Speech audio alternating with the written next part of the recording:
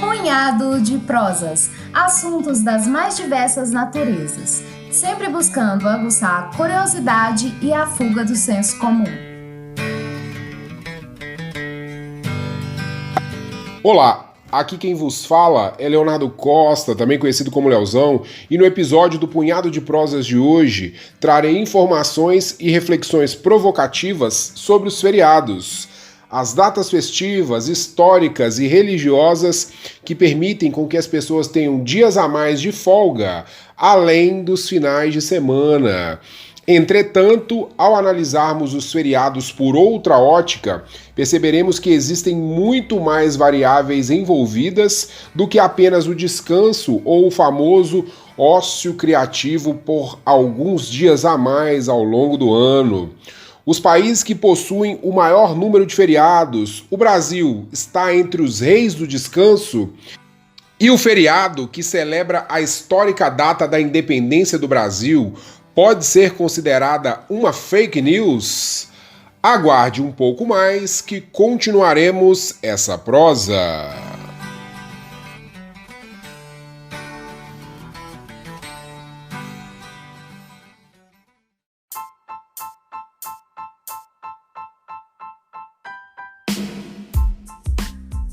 Queridos ouvintes do Punhado de Prosas, desde os tempos remotos, os feriados possuem importante função de demarcar a passagem do tempo ou a celebração de algum fato portador de grande significado. Diversos povos ligaram os feriados à adoração de divindades que figuravam em sua religiosidade. Na Idade Média, por exemplo, era muito comum a organização de eventos carnavalescos que antecediam a resignação do período da Quaresma. Nessas situações, os camponeses criavam músicas, encenações e imagens que faziam divertidas chacotas para com os senhores feudais e os membros do clero na época. Além disso, distintas civilizações estabeleceram dias festivos em memória de seus imperadores ou de grandes guerreiros que apresentavam algum protagonismo em suas batalhas históricas. Nos tempos modernos, a forma como as pessoas aproveitam os feriados varia conforme a região em que vivem. Os significados possuem diversos formatos. Do passado longínquo até os dias de hoje, muitos de nós passam os dias úteis fazendo contas, esperando os feriados, principalmente aqueles que se transformam em prolongados. O ano de 2020 para o Brasil apresentava como calendário de feriados 9 datas e 3 pontos facultativos. No caso, seriam aí os 2 dias do Carnaval e Corpus Christi. E no senso comum, grande parte dos brasileiros acreditam que estamos entre os países com o maior número de feriados. Porém, não é bem assim. Eu acabei fazendo um levantamento e cheguei a um ranking mundial dos países que apresentam o maior número de feriados ao longo do ano. E a lista ela é encabeçada pela Colômbia e pela Índia, com 18 feriados. Depois temos a Tailândia, o Líbano e a Coreia do Sul com 16 feriados. Depois Argentina, Chile e Finlândia com 15 feriados. A Turquia com 14 feriados e meio, né? O meio aí seria aquele feriado que começa a partir das 13 horas, mais ou menos como a nossa quarta-feira de cinzas. Depois, Indonésia, Malásia, Filipinas, Rússia, Venezuela, Marrocos, Malta e Espanha com 14 datas. Alguns países, como Taiwan, Japão e Chile, possuem uma prática comum, que é a transferência dos feriados que caem nos finais de semana para os dias úteis, ou seja, eles são transferidos para o próximo dia útil ou para a sexta-feira mais próxima. E finalizando esse raciocínio sobre o Brasil, a gente com as 9 datas de feriado nacional oficiais e as 3 de ponto facultativo, né, os 2 dias do Carnaval e Corpus Christi, a gente ficaria aí na 7ª posição, desconsiderando os feriados estaduais e municipais. Quando a gente coloca esses dois, a gente consegue ilustrar algumas situações peculiares, como a cidade de Cruzeiro do Sul, no Acre, que teria, ao longo do ano de 2020, por que eu estou falando teria? Por causa da pandemia, né, que mudou muito essa dinâmica. Teriam 18 feriados. Seriam 9 nacionais, 6 estaduais, 3 municipais, além de 7 pontos facultativos, que chegariam à assombrosa somatória de 25 dias de folga. Citando os países que possuem menos feriados nacionais, figuram na lista a Hungria, o Reino Unido e a Holanda, com 8 datas. Quando analisamos os desdobramentos dos feriados, principalmente os prolongados, temos aspectos distintos para setores diferentes da economia. A indústria, por exemplo, produz menos por causa das folgas obrigatórias que precisam ser seguidas pelos patrões. A demanda pela prestação de boa parte dos serviços também diminui, em função das pausas dos feriados. Por outro lado, o comércio e a prestação de outros serviços nas cidades que possuem uma movimentação maior nessas datas, claro que a explicação aí vai estar ligada ao turismo, acabam arrecadando muito mais.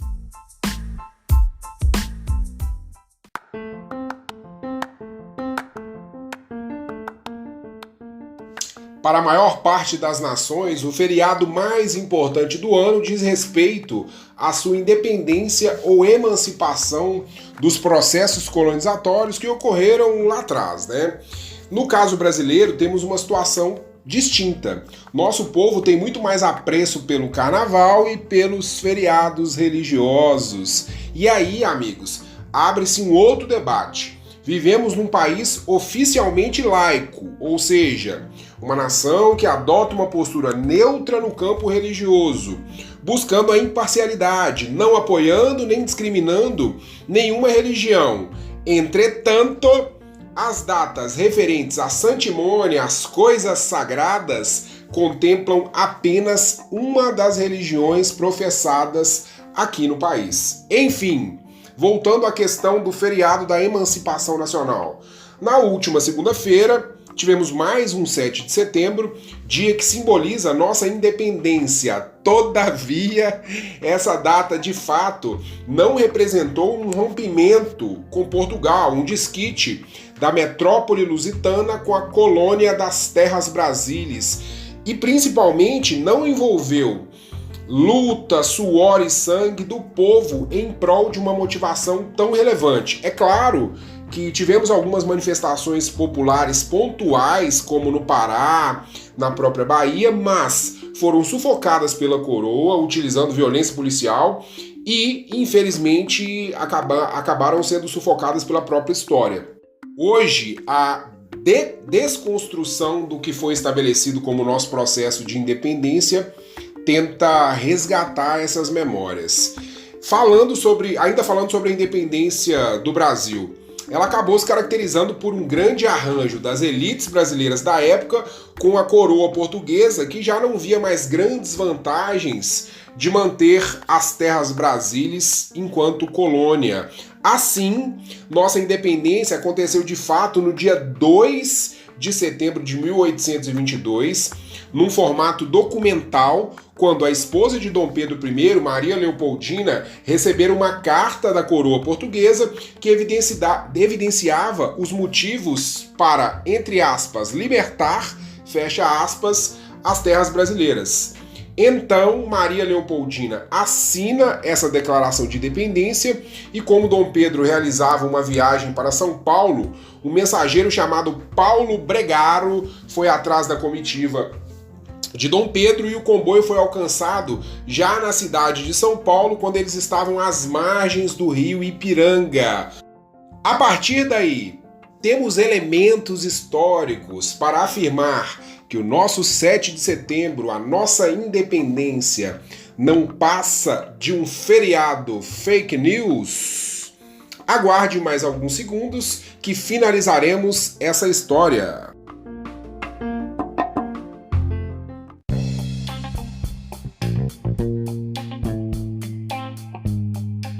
A comemoração de um feriado tem entre seus significados um exercício de lembrar do passado e, a partir daí, criar vínculos com o presente. Daí surgem as noções básicas de pertencimento, de identidade. Mas, de fato, qual é o referencial de pertencimento do povo brasileiro ao dia 7 de setembro? A tela Independência ou Morte, pintada por Pedro Américo em 1886, representa um importante instrumento para a construção da narrativa fantasiosa do nosso 7 de setembro. O pintor recebeu a incumbência de homenagear Dom Pedro I a pedido de seu filho, Dom Pedro II. O pintor partiu para a Itália e acabou se baseando em outras obras existentes. A tela ficou tão conhecida que passou a vigorar como uma espécie de realidade da nossa independência. Abro aspas para a fantástica professora, historiadora e antropóloga Lilian Schwartz. Tenho citado ela aqui nos meus diversos episódios. A pintura é pautada em obras estrangeiras, sobretudo napoleônicas, o que não faz dela um plágio, já que era um hábito de época. Mas tudo nela é criação.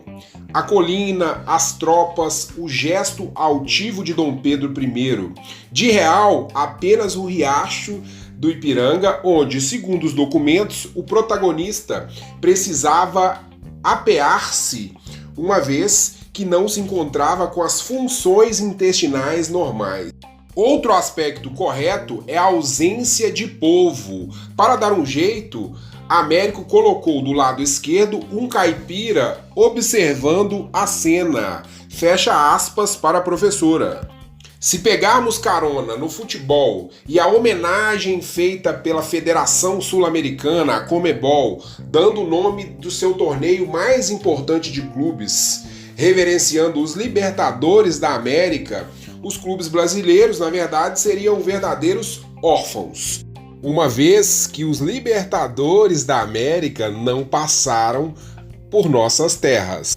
Cito novamente Lilian Schwartz, abre aspas, se nas demais independências latino-americanas o povo tomou parte, no nosso caso, as elites pretendiam deixá-lo bem longe e evitar comoções. Fecha aspas para a antropóloga. E para fechar essa reflexão sobre o famigerado 7 de setembro, temos atualmente um presidente e grande parte de seus apoiadores protagonizando eventos escabrosos nessa data, o que acaba tornando a mesma um Frankenstein ainda mais deformado. Cultuar, venerar símbolos estadunidenses, a bandeira dos Estados Unidos no desfile da independência do Brasil é algo surreal. Como se não bastasse, no mês de julho, especificamente no dia 4, as mesmas figuras acabaram comemorando de maneira muito efusiva o dia 4, a independência dos Estados Unidos da América. E fica uma pergunta para a gente encerrar o episódio de hoje. Independência ou morte? Mesmo que essa morte venha pautada de muita vergonha alheia. Caros ouvintes, por hoje é só. Espero que tenham curtido esse episódio. Compartilhe com os seus o nosso punhado de prosas. Nunca é demais lembrar que estamos em todos os aplicativos, todos os tocadores de podcast. Também no YouTube e no Instagram. Na sexta-feira, João Paulo Fernandes estará de volta com mais um relevante tema para reflexões. Um forte abraço e até mais!